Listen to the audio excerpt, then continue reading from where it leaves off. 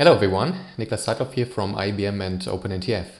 This is the first part of two videos where I'm going to describe some of the latest projects on OpenNTF.org.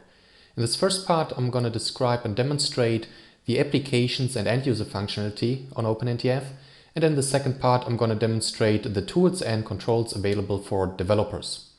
Just before I get started, real quick, as you know, our homepage is on www.openntf.org.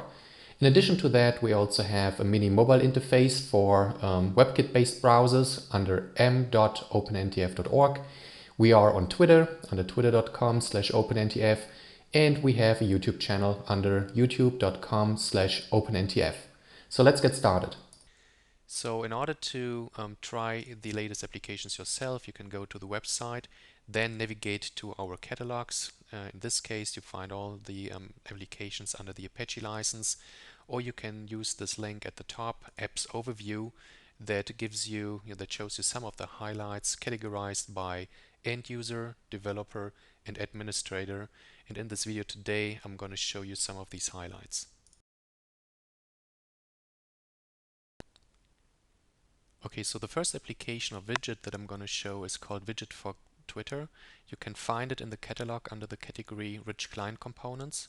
All entries in this category here can be installed into Lotus Notes via drag and drop. So let me open this one widget now, Widget for Twitter. I can now simply drag and drop this icon here onto the My Widget sidebar panel. And as you can see, the widget for Twitter comes up right here.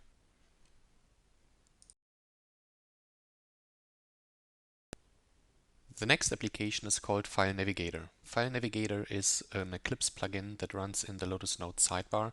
It allows you to navigate through the file system and do the typical file operations, open, copy, paste, rename, delete, etc.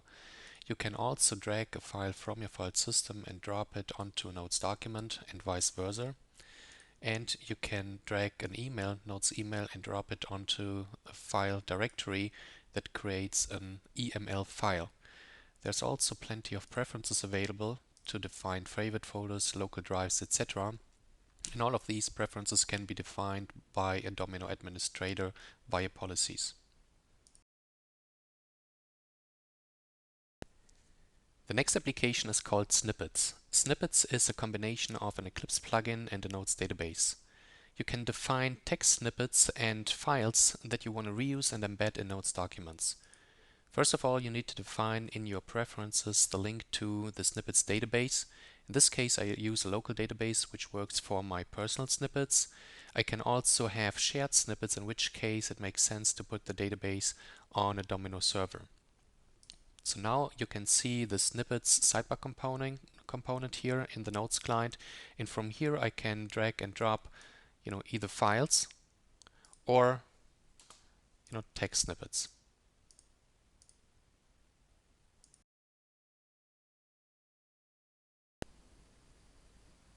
Okay, here's another Notes plugin called Status Updater. It allows you to update your status on multiple community sites in a batch kind of way. So let me show you how this works. First of all, you have some preferences where you define your account information for connections, same time in Twitter. When I say OK, I see my Status Updater plugin right here in the sidebar. So now let me show you how it works for Lotus Connections. You can see here my profile on bleedyellow.com. The status says testing, but when I go back now and say OpenNTF and I choose to update my status on connections, I say OK, and then when I go back and refresh, you can see that my status has just been updated.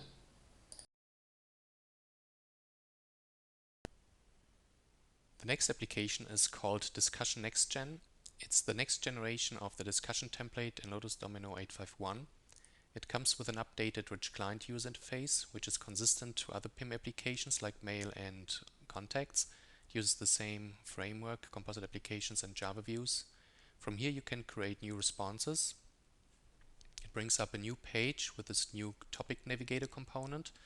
And now you can type your response, and without having to leave the context, you can navigate to other documents in that thread and read them, which is useful because typically you respond to more than one document. You can also easily publish documents into a discussion database by simply clicking one new icon here in the toolbar. That's it. And we've also extended the web user interface. As you can see, more topics fit on one page now because they're all collapsed.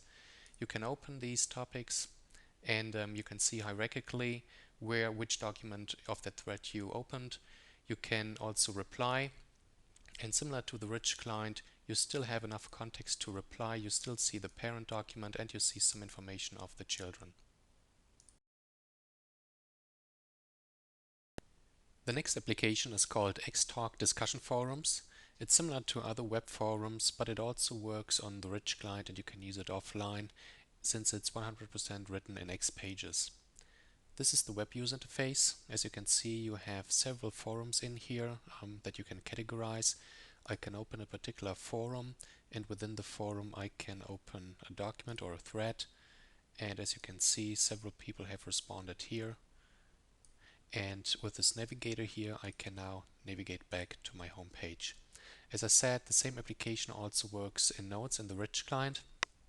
I have the same forums here, and again the same thread, etc. Where is it? This one is the one that I just showed you.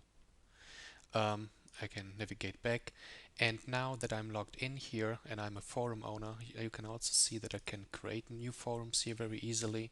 I just call it test. I define security. I define who's allowed to create topics and reply. I create the forum, and you can see it right here. I can also move up and down these forums, and the same within a forum here. I can configure these documents. I can create a sticky note that stays at the top of the view.